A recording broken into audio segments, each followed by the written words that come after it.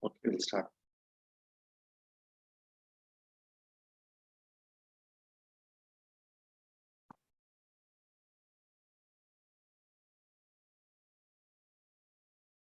Namo tassa bhagavato arahato samma sambuddhassa. Namo tassa bhagavato arahato samma sambuddhassa. Namo tassa bhagavato arahato samma sambuddhassa.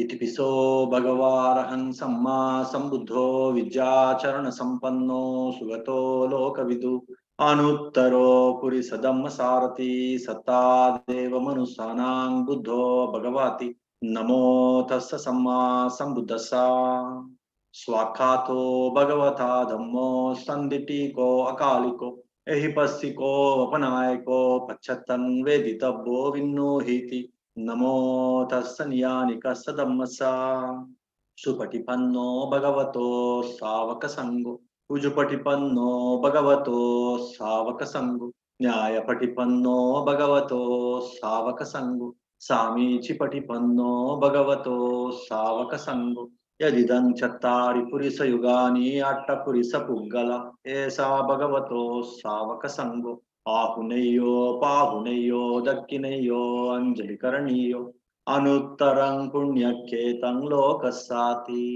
नमो तस्स अट्ट अरिय पुग्गला महासंगसा.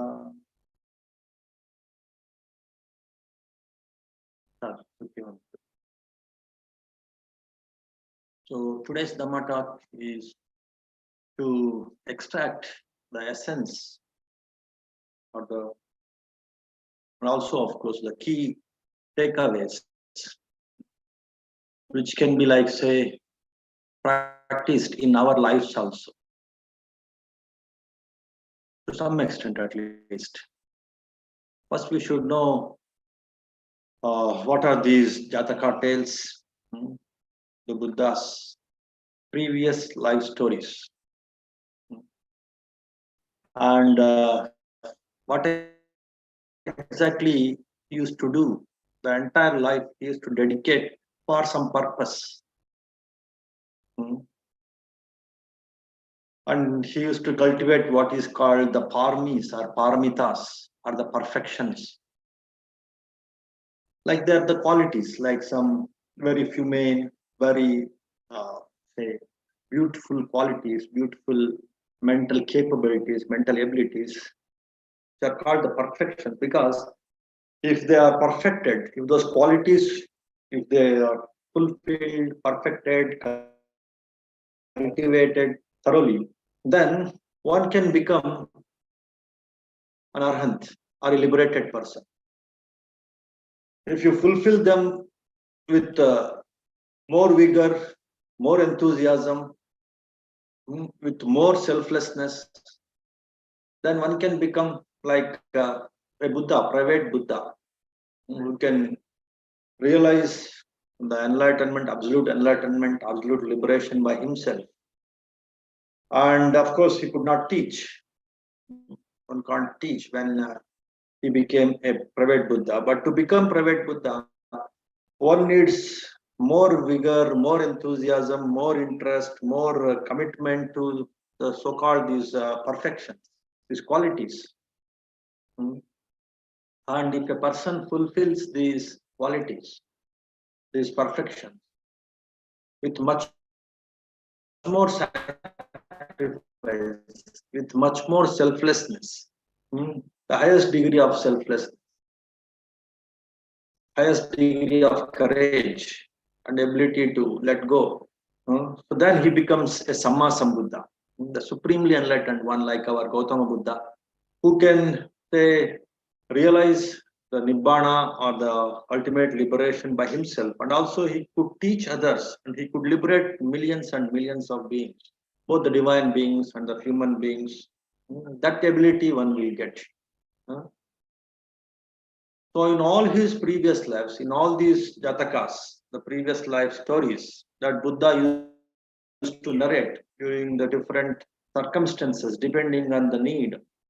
Some people, they have to be motivated, they have to be inspired with what is called the vigor, the virya, or the perfection of say effort and courage and vigor, and how he swam an ocean for 7 days. So that kind of Jataka in his previous lives, in one of his previous lives, to accomplish one task which was taken up by him, and of course, which was told by someone else, but he has taken it up as his own choice. For that sake, how he could swim the ocean for 7 days non-stop, and how he could accomplish the task at the cost of his life. So in that way, he used to motivate, he used to inspire the people to work for this mind purification, mind liberation, and for that to cultivate these parmitas, these perfections of something like this, the vigor, the energy levels, one has to develop, fulfilling the promises, ability to keep up the promises. That is one virtue, that is one quality, superior quality. Weak people, selfish people, they can't fulfill the promises, whatever promises they have given. That is called Satchaparmi, sticking on to the truth, truthfulness. So for the sake of fulfilling the promises, he could go to any extent. And how he could fulfill that Satchaparmi by going to any extent. There are so many Jataka stories. There are nearly some 547, they say, 550, 552 in some, say, collections. They repeat a few Jatakas, or a few Jatakas with little similar. So we can say around 547 Jatakas we can see in this collection, in this Jataka stories. This is one of the previous scriptures, these Jataka stories, because they were told by Buddha himself, and of course they were culled out from say from different Nikayas, and they are like say grouped under this Jataka stories.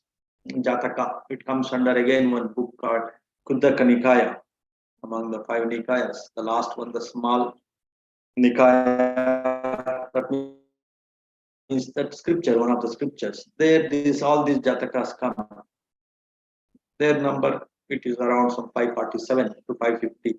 So in all these Jataka stories, which were very much narrated by Buddha himself during the different occasions, like to motivate people, to motivate youngsters, to motivate the meditators, to motivate a householder, a king, a minister, a monk, a person with false, wrong view, the people who follow other ascetic practices with some wrong views, how with his wisdom Buddha could find out what is the right view, and how he could fulfill that perfection of wisdom, becoming quite smart in finding out the right view, and accordingly balancing the good for me, good for others.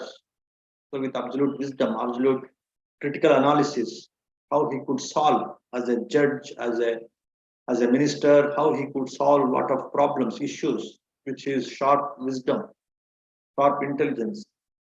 And for that, how he had to fulfill his other promise also, like loving kindness, like concentration, like meditation, like morality. If all these things, they support one another. There are 10 perfections. The perfection of ability to give and give up selflessly, not holding on to the things so foolishly, so selfishly, with so much attachment, so much greed, holding on to the things, how it leads to mental, say, dullness. So if a person becomes more and more generous, his mind also becomes more and more free, and he can become more and more wise. And how practicing morality is like, okay, I don't say take intoxicants because it will again harm my mind. Like a resolve, like a resolution, he will practice that kind of not to taking intoxicants, not to lie, not to indulge in sexual misconduct, He will again protect me. I will become more free, more open. If I do some mistake, then I have to cover it up. Then there will be a lot of fear, a lot of worry, a lot of tension. Then automatically mind becomes dull. Then your wisdom parmi also, your panya parmi, wisdom is called panya, that will also, it will also not develop. So in that way, all these perfections like this, wisdom perfection, the panya perfection, the perfection of, say, forbearance, ability to, say, bear something, bear the pain, kanti parmi, adiptana parmi, like perseverance. If I make up my mind, I'll stick on to it, whatever may be the consequences. Uh, Facing the consequences patiently. And there is one story called Kantivadi's story. That time he was teaching a group of women, the queens. Then the king, the husband, he came and he became angry. He enraged with that scene, and he asked this sage, this ascetic. That time he was an ascetic. Buddha was that time an ascetic bodhisattva, and he was. I am teaching this patience. Then the king, he was enraged, he was angry, he was so furious. I will test your patience. That way, he started cutting one by one his organs, his hands, his limbs, his legs, then finally his head also. But at that time also, he was like, because he was practicing that perfection of patience, kanti parmi, he could still say, okay, let the king be happy. In that way, he generated that kind of qualities of loving kindness with this, with that patience, with that kanti. Patience is called kanti in the Pali language. So, to these extreme levels, he could practice these great qualities, great humane qualities. All dignity comes from this greatness only. In other religions also, for not just in other religions, even in other socio-political situations also, those who gives up for some cause with patience, who develops a lot of patience, who is very virtuous person, moral person, and who is very generous person, who is very intelligent person, who is very wise and intelligent, who can solve, who can resolve the problems of many people, and who is very equanimous at the time of lot of ups and downs also can maintain equanimity, and who is very viryavan, who is very, like say, enthusiastic, can put forth a lot of efforts to achieve whatever he wants to achieve also. Especially in the Indian folklore, you can see a lot of demigods, the village deities and all of them, they became deities. You see, they are glorified, they were, say, demified, they were, like say, divinified, because of these qualities only. The qualities only will make a person hmm, divinely or demonly. If you have a lot of evil qualities like ferociousness, anger, jealousy, grudge, revengefulness, then such people become demons. They will be demonified. They will be made as rakshasas in the folklore, or the demons who have a lot of grudgefulness, selfishness, and who became more selfless, more say wise, more generous, more moral. Such people, they become like divine people. Mm. Such qualities actually that will make them either demons or devils or divine beings. So in that way, to encourage people, this kind of stories are very much required, because most of the people, they could connect to this kind of stories. All the folklore stories, mythological stories, everywhere you can see the protagonist or the hero in that particular story. He will be like say imbued with, or he will be like say completely flooded with some quality. The writer or the person who is narrating the story of the protagonist, he will just add on a lot of qualities, good qualities to that person. That's how become a protagonist or a hero. Or sometimes he become a deity, a demigod, That's how people make even the humans also the gods because of these qualities only. Okay. So that is the essence of all the Jataka stories. But here, one more speciality, not to become, like, say, divinify the qualities and to encourage people to follow up those qualities, get inspired by those qualities, so that the world becomes more, say, moral, more generous, more supportive, more cooperative, more courageous, more intelligent, more patient, more, say, hardworking. So all these qualities, these should be say imbibed or imbued among the people. Then only that society will become more progressive society, more peaceful society. That's why this is very much practiced in almost all religions, in almost all cultures, in their own ways, of course. Even in the most aggressive religions also, somehow the people, the common people, the more majority of the people in any religion, they highlight, they appreciate, they glorify, they try to emulate these qualities of those who represent that religion, that sect, that's a philosophy, that thought. So those who represent it, and they practice one or the other qualities, and automatically other people also get inspired by that, and they try to emulate it. Thereby, the society remains a bit peaceful or bit, say, progressive, something like that. It depends on, of course, the quality, the intention behind the people who are practicing it, who are promoting it. But one more superior virtue or superior, say, speciality in Buddha's Bodhisattvas practice of these superior qualities, like this generosity, morality, this mind cultivation, wisdom, mind purification, patience. All these, of course, they lead to mind purification only. Equanimity, loving kindness. Hmm. Here, Buddha always emphasizes either in his life, in his previous lives, or to his disciples. Of course, those qualities are very good. You will get the best in this life, and you get the best in the subsequent lives also. So, in addition to enjoying that very particular quality and to get the best, the divine life by practicing those, say, higher qualities, you should have an intention now, say that these qualities lead to my liberation, ultimate liberation, lead to my nibbana. That kind of intention also you should keep in your mind. So that's what is the Buddha's intention, which is very, again, it's very unique. Mind purification through these different qualities, superior qualities, like this generosity and all, morality, so that you can inspire others, so that the society will be harmonious and cooperative, and more people become good people,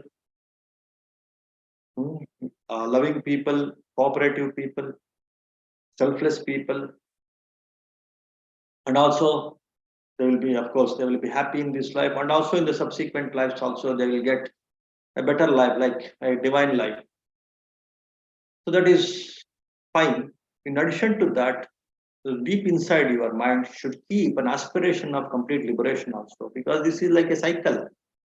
So you develop good qualities, you get the divine life, and again in the divine life there are higher chances of developing ego, developing proudness, and again you may develop more of negative qualities like revenge, jealousy, and all these things, and again you may fall down into lower realms, even animals and ghosts also, and maybe humans also, and again with some a good motivation, again you may develop some good qualities, and again divine beings, and again because of ego and ignorance.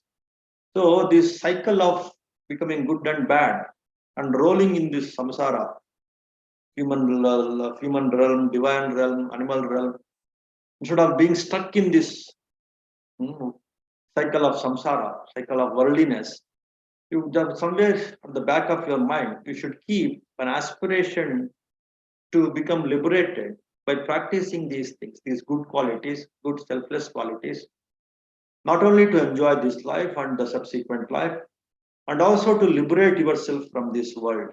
because this worldliness is, of course, in some way or the other way, it is like a trap. So you may enjoy some good results, good fruits by practicing good things. But if you are not connected to this aspiration of liberation, then you will fall into this same cycle of worldliness. Because at any moment, the mind may forget, the mind may become unmindful of these good qualities, and you may develop bad qualities, and again you may fall into lower realms and you may suffer more and more. Because of that reason, Buddha's focus is develop these qualities definitely, because they are the prerequisite, they are the precursor for even to become an arahant or private Buddha or supremely enlightened Buddha like Gautam Buddha. That is absolute liberation. And also, of course, as I was telling you, it is required for the human happiness and also divine happiness. And to not only to enjoy this human happiness and divine happiness, you have to follow these qualities. You want to get the liberation of any level of liberation.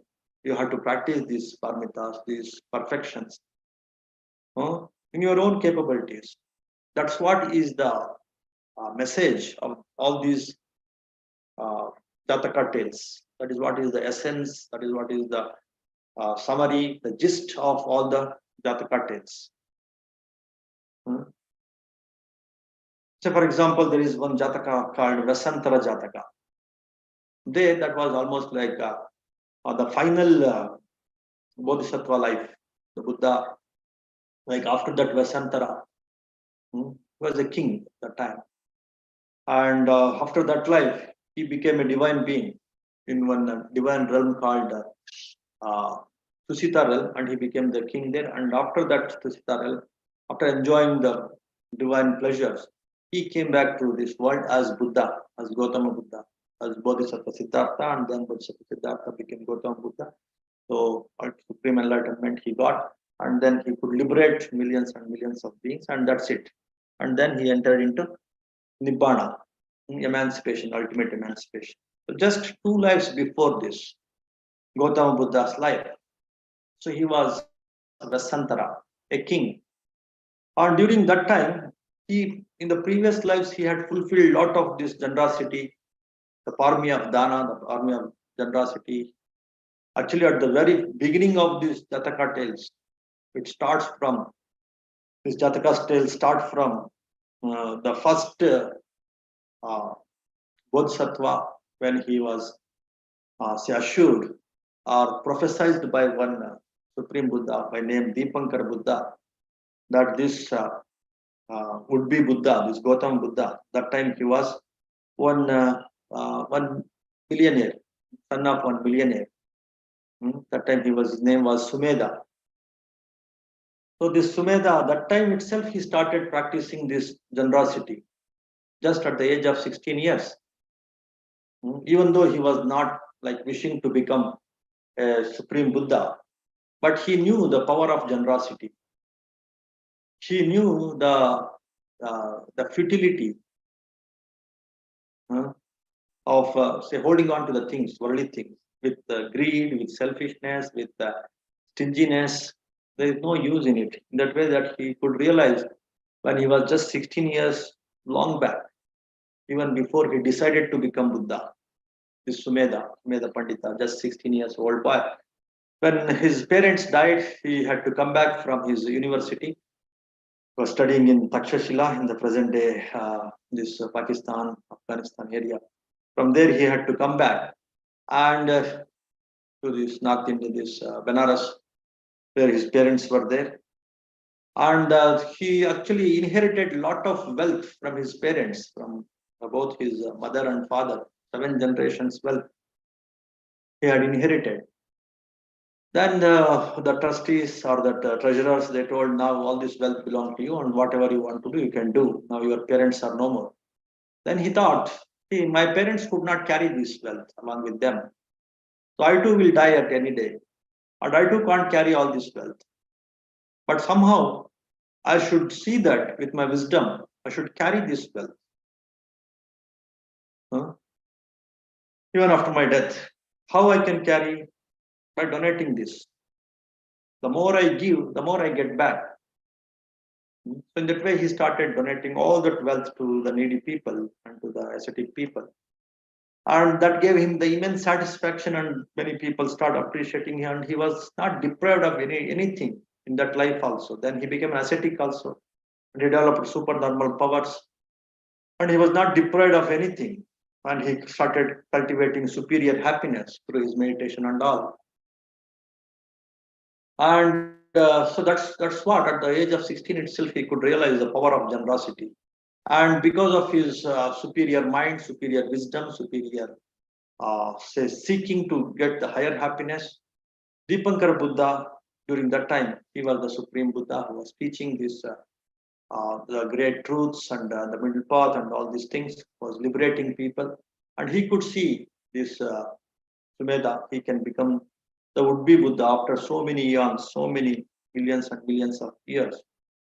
And he assured that he will become, he prophesied that he will become Supreme Buddha just like himself, just like that Dipankar Buddha, even the Sumedha can become Supreme Buddha. And you have to fulfill these perfections. And he was ready for that.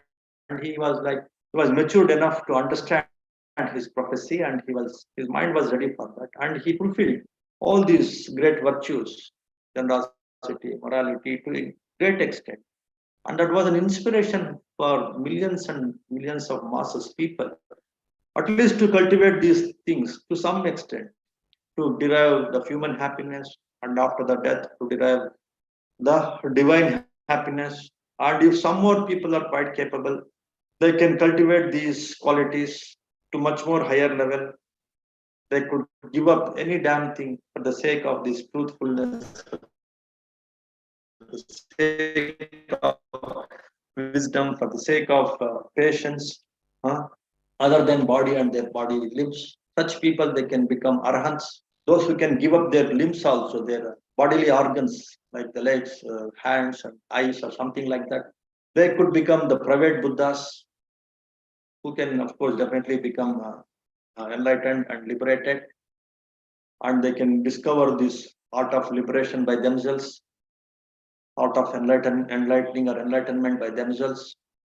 And if a person can give up his life for the sake of patience, for the sake of generosity, for the sake of truthfulness, keeping up his promise, such a person can become Samma Sambuddha. In that way, Buddha, he realized that power of these paramitas, perfections, where this ability to give and give up will make them the supreme Buddhas or the Arahants or the private Buddhas to a higher level. Even at some moderate level, if you fulfill these 10 perfections of patience, courage, all these things, you can start deriving the worldly happiness. Why these kings and kshatriyas, like said, they became powerful kings, the good kings, like because they're ready to give up many things for the sake of people, for the sake of kingdom, for the sake of society. They're ready to fight, they're ready to, like say, protect the people from any damn thing, even at the cost of their life. So they're ready to give and give up. That is the message. Ready to give and give up is the core message of all the Jataka stories. All these perfections are the expression of your ability to give and give up only. Whether it is your truth, touch up army, you can stick on to your promise at the cost of losing something, maybe losing some your time, your health, or your wealth, or your maybe sometimes your limbs, your life also. In the case of say great kings, or in the case of some, in the case of Buddhas or those who want to become Buddhas, so they it can go to that extent, that ability to give and give up. So that's what is again the essence of the Four Noble Truths. So in a way, Buddha is teaching the Four Noble Truths. Craving is the cause of suffering, giving is the cause of happiness. In the form of these stories, and how this giving and giving up has helped him to achieve superior happiness, has helped him to get the better superior rebirths. After every sacrifice, every great quality that he has fulfilled in one life, immediately after that birth, he could say take birth in divine realm, or he could become a king, great king, wheel turning monarch, Chakravarti. He could become Chakravarti because that is the power of this giving. That is the power of fulfilling these parmis, where the giving and giving up is the essence, is the crux. That is the crux of all these 10 parmis. Hmm. So in one life, he could give up his life for the sake of an hungry tigress. He could give up his life. So immediately after that, he could take birth in a divine realm. He became a deva. And after one life, he could, after this Vesantara Jataka, he could give up his empire, his say his wealth, his say his children, his wife also. And because of this supreme generosity, he could take birth in the heavenly realm as a king of the heavens, the Tista realm. And of course, those who helped him to fulfill this parmi, directly or indirectly, like his 5 children, they also become divine beings. They also indirectly, they're inspired by this art of giving and giving up. And that's how they also become the divine beings. And they were appreciated, they were worshipped by the common people. So that's how a person becomes a respectable person, a worshipable person, a great person in this very life, and also in the subsequent lives. He can become a Chakravarti Maharaja, or he can become a divine being, a deity, depending on his extent of selflessness. And if some wisdom of all this selflessness, all this fulfillment of these 10 parmis, let it be a cause for my liberation also. If that wisdom is there, then this parmis becomes much more pure, much more powerful, much more high yielding or high, say, result oriented. You will get superior results with that kind of understanding if you fulfill these parmis of morality or generosity or patience or wisdom or say resolve or energy or equanimity, these perfections. If you fulfill with this understanding, if you add, if you combine this understanding, then the understanding of these things, let it be a cause for my liberation, then these becomes more pure, because even you are not aspiring for the divine realms or this human success. Because of this less expectation, then the purity of these practices becomes much more powerful, and you get the results uh, much more higher times, more number of multiple times you'll get the superior results. Like more people may respect you, more people may glorify you, and more superior divine realms you may get, like this to Staral. If there is a backup in your mind, if there is an understanding in your mind, all this giving and giving up is not just for this say worldly happiness or this divine happiness, it is for the liberation happiness.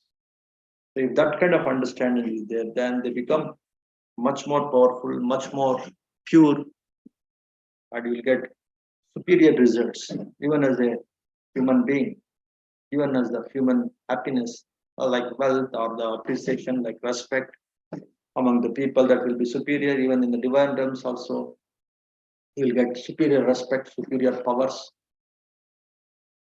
So that is the actually message of all these Jataka stories. Perform all these beautiful virtues, cultivate all these things. Like say Jesus Christ, he is like his embodiment of patience. At the time of death, also he just wished his crucifiers or his people who are opposing him, who are say blaming him, who were torturing him, who are like say cursing him. Okay, let them be happy. They are sinners. They don't know what they are doing. That's why he was worshipped. He is worshipped still because of his patience, because of his perseverance, because of his loving kindness, even at the time of death, because of his forgiveness. So all these, this is also a for me a perfection. And in that way, these qualities, if you fulfill, definitely people will they appreciate it, and they will So worship such qualities, such people, and they will be divinified or glorified. But in addition to that, the Buddha's message or Buddha's uh, inclination or uh, his way of motivating people is to fulfill all these forms with a background in the mind, not only for the sake of people, not only out of compassion for the people, even to be compassionate of yourself, that all this worldliness, whether it is divine life, human life, even the Brahmic life or animal life, the happiness is not ultimate. It is all momentary. Whatever glory, whatever wealth, whatever prize you get, it's all moment. Whatever powers you get, it is ultimately the happiness of liberation. That is the best happiness. So that should be your aspiration at the back of your mind.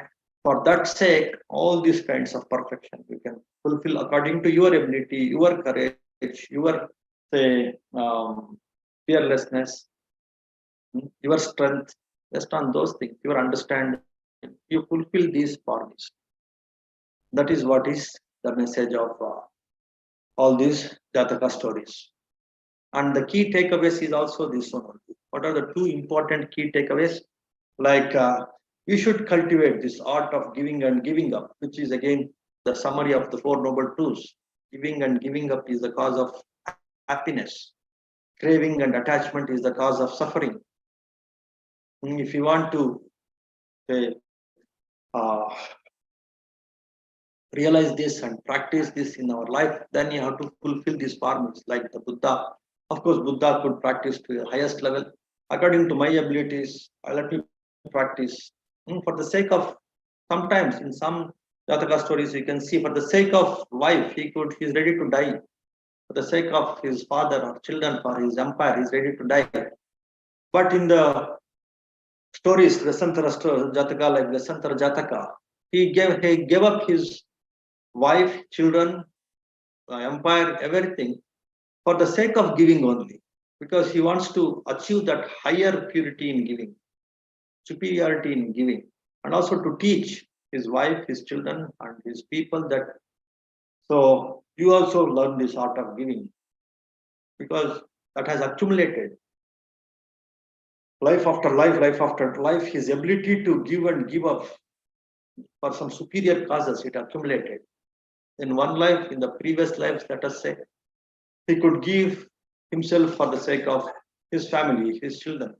Then in the next life, he could ask his family and children also to give themselves or to sacrifice to some extent for the sake of society. And in some higher, say in some other later Jatakala stories, Bodhisattva's lives, he could inspire. So your society, the whole society, whole kingdom should be ready to give up for the sake of for the welfare of the whole nation, whole the continent. In that way, he used to grow by himself also in teaching this giving and giving up and practicing this giving and giving up. And finally, he could teach people giving is for the sake of giving, for the sake of achieving arhanthood, liberation. That extent also he could give and teach people in his Jataka, in his previous lives, also, not only in the present life as a Gautama Buddha. He could teach this power of and also the essence of Four Noble Truths, which is the foundation of all these different armies or superior qualities that we are discussing. For your courage, for your wisdom, for your equanimity, for your patience, for your truthfulness, this ability to give and give up is the basis, is the foundation. Becoming selfless is the basis. Even in meditation also, the more you are able to give and give up, then the disturbing thoughts will not be there. The more you are attached, the more you are holding on to the things, the more you are coercing yourself to get something. Then only the meditation also will not happen properly, peacefully. Your attitude, your personality is full of this art of giving and giving up. Thoroughly learn this art of giving and giving up. Then your meditation, your workmanship, your all your energy, your patience, your wisdom, all these dharmitas will flourish. All these perfections will flourish. So in that way, from these Jataka stories, I can tell so many stories. In one story, one quality may be highlighted, like in the story of Vasantara, the quality of giving, dana parmi is highlighted. But still, so many other qualities. He had to develop a lot of patience to go to the jungle by giving up everything. Has to develop a lot of resolve. Once he promised, he has to give those things. So there's such a parmi, truthfulness also he had to develop. All these qualities, they're interconnected. But in one Jataka story, one of them will be highlighted. Like in many Buddhist countries, like in Myanmar or Thailand, or even in Mahayana Buddhist countries, they actually glorify, highlight, worship these bodhisattva qualities only. Because now the power of enlightenment, the power of say the liberation, that is taking little backseat actually. Even the teachers, they're a little bit hesitating, like state to encourage people to work for enlightenment or liberation, because after all, the world is full of worldliness. In the midst of this worldliness, many masters, they are encouraging people to cultivate at least these qualities, to become more happy in this very life, and also to get superior lives after this life, after the death. So liberation might have taken a little backseat, but some wise people, they could grasp that liberation is the ultimate motto of fulfilling all these qualities. But still, to encourage vast majority of the people, at least to practice these divine qualities, special superior qualities, these parmitas. There are 10 selected jatakas. They have grouped those 10 selected jatakas. The jatakas, which will highlight in each jataka story, one quality gets highlighted. Like, say, there is one jataka called Temiya Jataka. The Temiya Jataka, so the one very great prince, he could, he wanted to renounce because he was not interested in this kingly life. He knew that lot of faults are there, lot of problems, danger is there in the king's life. One has to commit a lot of evil things. So he pretended as a mute boy, deaf and dumb boy. He could not speak, as a mute boy, even from his infanthood, the age, or even after, just after his birth, as an infant. From that time itself, he pretended as if he's a mute boy, and at the age of 16, he renounced. So renunciation was there at the very beginning of his life. That Jataka story that is highlighted.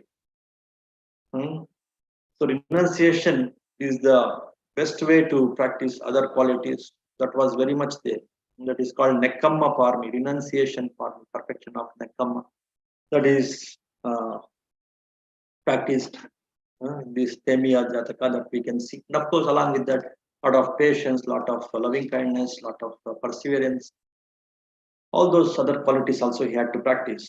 And there is one more Janaka or Mahajanaka Jataka there, as I was telling you, the vigor, the virya. One could swing for many days, and a lot of virya one has to show. That kind of virya, vigor is demonstrated, is highlighted, and that was, like, say, pushed by Buddha when it was narrating that Jataka. So be very effortful, don't be lazy, don't be indolent. So that's what is the message of that Jataka. But deep inside all these Jatakas, there is a message that be selfless to derive happiness here and happiness hereafter. That is one message, one key takeaway. The second message is, at the back of your mind, keep the ultimate liberation, ultimate emancipation as the goal, ultimate goal for practicing even these superior qualities, superior parmitas. That should be my goal. That aspect also keep at the back of your mind. That's what is the message. That's what are the key takeaways. Then there is one Jataka called Suvarna Sama, their loving kindness. So the metta parami is the, of course, in so many jatakas, loving kindness, just for the sake of pure love, unconditional love, how he could sacrifice many things. That is very much there in so many jatakas. And there is Nimi Jataka, their resolve, once he determined, then he could ready to give his bones also, his flesh, skin, bones also. That's what is there in the Nimi Jataka. And Mahasoda, mm, through his wisdom, how he used to cure the diseases of the people. So there, the Panya Parmi, how he could develop this Panya Parmi, that intelligence, analyzing the situation correctly based on proper observation, not getting carried away by some sentiments, some emotions. That's what many people in the name of goodness, in the name of compassion, they lose their mental balance and they lose their wisdom and they will take bad decisions. Then it will harm both himself and also others. There are so many jatakas where wisdom, panya is very important. The balanced mind, intelligent mind, observing mind. That's what you practice in all the meditations, in all these right view meditations. That that balancedness in the mind, that awareness of the mind, that objective awareness of the mind, that's what you cultivate, which will actually, which is prerequisite for your wisdom. So that's what is there in that Mahasada Jataka. And there is one Buridatta Jataka where the Shila, the morality is very important to cultivate other beautiful virtues of the mind. One should practice, one should stick on to Shila, the virtuous practice, like not killing, not stealing, not indulging in sexual misconduct, not taking intoxicants. So that is highlighted, and how, what are the benefits of it that has been demonstrated in that life, in the subsequent lives, and also how it is a cause, a pachaya, a required cause, a condition for even the to become an arhant. So that is very much demonstrated in so many Jataka stories. And for forbearance, there is Chandakumara Jataka, and for equanimity, there is Narada Jataka. For truthfulness, there is Vidura Jataka. For generosity, as I was telling you, this was Santar Jataka. These 10 Jatakas, they depict on as murals on, say, in the viharas, the temples, on some in some on some holy, like say symbols like stupas. They depict all this. Even in India, also in many stupas, they depict this kind of jatakas, so that common people can easily connect to these stories and they can get inspired by these qualities, these 10 qualities. And actually, during those times also, when he was fulfilling these armies, then those people, they used to construct some big stupas or temples wherever, whenever he fulfilled those jatakas by sacrificing himself or by making other people to sacrifice for some great cause. When these parties are fulfilled in those times, then the people used to build these monuments as symbol of those parties, those qualities. Oh, that's why people go to pilgrimages also in holy places. In the holy places, one should emulate the quality of that person who is responsible to make that place a holy place. Like when you go to Bodh Gaya, it is the emancipation, it is enlightenment. So that enlightenment quality will inspire us. So for that, how Buddha fulfilled all the parmis, all those things will come into your mind. That's a great inspiration. That gives immense joy, and also will push you, will motivate you to practice those things. That is the beauty of, say, visiting the holy places and taking up the pilgrimage. That's why people used to encourage this kind of pilgrimages from time immemorial in India and, of course, all over the world. Okay, and in India, especially, everything they try to bring in, even in small villages where some people they stood for some of these qualities. They worship, they make them the village deities, and they worship them. Worshipping those people is nothing but worshipping their quality, this superior quality, so that other people will emulate those qualities. Thereby, the society will be more harmonious. But it is the first function of any community, any say society. But in addition to that, the Jataka stories are in the say this life of Buddha, giving that idea of understanding of the emancipation. It will make those qualities more pure, more powerful, and also it will take you to the ultimate liberation, nibbana. That way, especially again in India, that liberation is the ultimate goal. That is very much there. That is very much highlighted. But liberation, moksha, nibbana is very much liberated, and all other qualities, even the superior qualities, they are connected to this liberation. But as far as many wise people say, that knowledge, that wisdom of connecting these superior qualities, connecting this art of giving and giving up to liberation, to one's own superior happiness, in addition to giving happiness to others, that is a little bit lacking in other cultures, other communities. That's what wise people say. So that very much highlighted, very much it is seen in the life of these our bodhisattvas in his previous lives, or Buddha's previous lives. That is very much seen. So in that way, so there is 10 stories. They are depicted as in the form of murals in all the temples and all. People get motivated, inspired by these stories, and so many festivals, so many ceremonies also when they celebrate, and all some dramas, some skits, some dances, singing, everything. It's all around these 10 stories, 10 Jataka stories only. It will again emulate people, absorb, the people can absorb the essence, the message of these 10 beautiful Jataka stories, and they try to imbibe those things and try to practice those things according to their capacity. So that is the idea. Because even the celebrations, even the festivals, they should have this kind of spiritual say messages.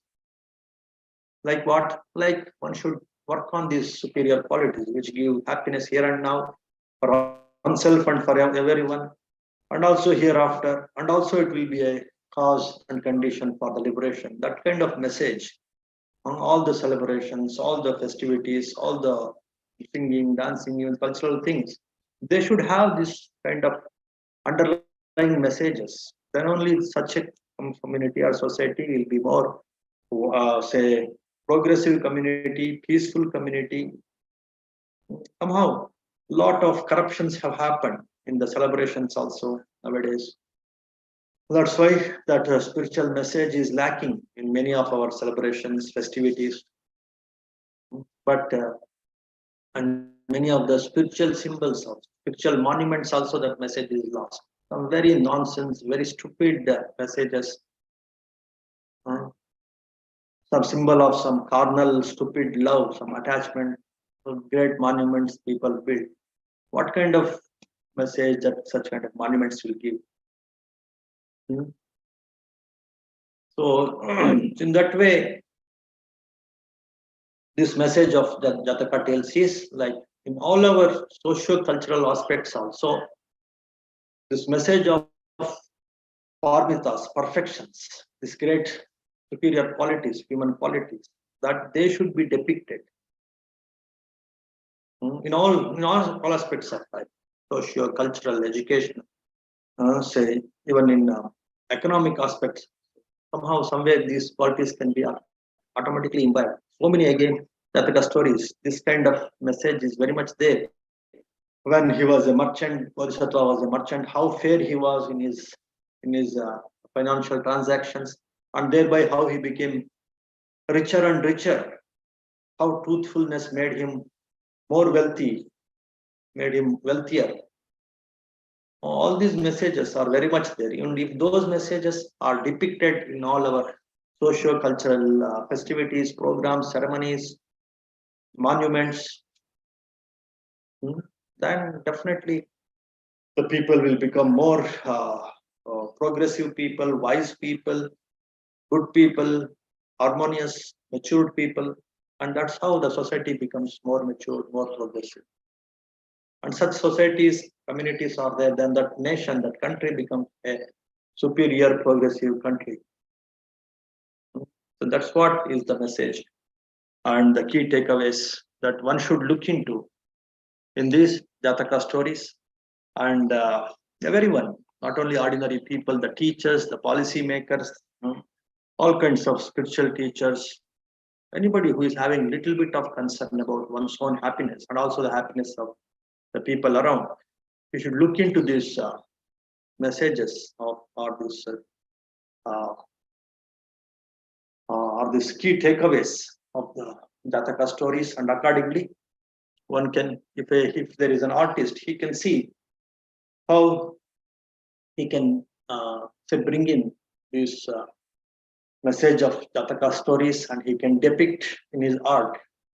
And if there is a sculptor, if there is a storyteller, if there is a, he can bring in all these things. If he's a scientist, he is a businessman, how he can bring in this truthfulness, this patience, and all these things. In every profession, these qualities are required to achieve that professional excellence and to derive the best results, best happiness, and also to give a proper message to the people around and to have harmony and cooperation with the people around.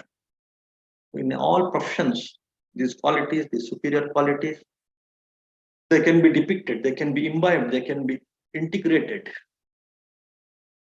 Not only in the religion, that's what is the beauty of India again. In all professions, in all fields of life, so they try to bring in these superior qualities. They try to blend these superior qualities so that it will become, say, more fruitful. It becomes superior. All those professions or works, all those businesses, all those arts, all those sciences, they become more superior, more powerful, more refined, more intelligent, more peaceful also. In that way, one can understand this power of Jataka tales, the gist and the message of Jataka tales. And there, of course, one can, in their own way, they can take it as a key takeaway from these Jataka stories, and they can try to emulate them according to their ability, their circumstances, their conditions. One can emulate these qualities, superior qualities, one can try to cultivate them. So that is about today's Dhammatak. I think this much is enough for today. If there are some questions, quick question, we can send it in this chat box. Otherwise, we'll conclude with one small chanting. And of course, now these online classes, more and more people can enroll, and all these superior understanding, the refined understanding of mind cultivation, superior happiness for oneself, and to get the better results in one's profession, career, and one's how to handle the mind and the body with more intelligence, with more equanimity. All these beautiful signs of the mind, of the happiness, one should learn. So for that, we encourage to take up these courses, online courses also. Now in Hindi it's going on, next Telugu, next Kannada, next in English. And again, we have residential courses also. Like next month, we have residential courses here. 4 days, 4 days, 4 days, total 12 days, 3 courses. For that also, you can enroll and you can come here and learn in this good environment with the proper guidance and with proper, say, supporting system. That way, let this cultivation of the mind be a part of your life for all of you. And then, of course, you just imbibe this power of the parmitas, perfections, the superior qualities, and how to practice them, and what are its benefits. All these things also understand and imbibe these things in your practice, in your life. Then only the life will be, there is some fulfillment in the life. That is the very purpose of human life. So to develop the mind, to cultivate the mind is the very purpose of Manusha, Mana Tusati iti Manusha. The one who develops, cultivates the mind by these science of the mind, by this understanding about the art and science of cultivating the mind, then only you are, say, you have, you are, say, like say, fulfilling the very purpose of life. In addition to, of course, all your other ambitions, all your other professions, careers, likings, dislikings, let this be, let this mind cultivation also be a part of your life. Just integrate this into your life, then the life will be more perfect, more rewarding, more fulfilling. Okay. So with that, we'll conclude today's Dhammata. नमो तस्सा भगवतो अर्हतो सम्मा सम्बुद्धस्सा भवतु सर्वमङ्गलं रक्षन्तु सर्वदेवता सर्वबुद्धानुभावेन सर्वधर्मानुभावेन सर्वसङ्घानुभावेन सदा स्वस्ति भवन्तु ते सुखी भवेयन्मि दुःखो अहं निच्चा अहं विया इदा चा मे सुखी होन्तु मा जता चतवेदिनो मां गम्मन्ते धम्मे तत्त होन्तु सुखी सदा ततो परञ्चारज्येषु चक्रवालेषु चन्तन तत् सुखी होन्तु मंगल हो. May all of you be happy, healthy and peaceful. May all beings also be happy, healthy and peaceful.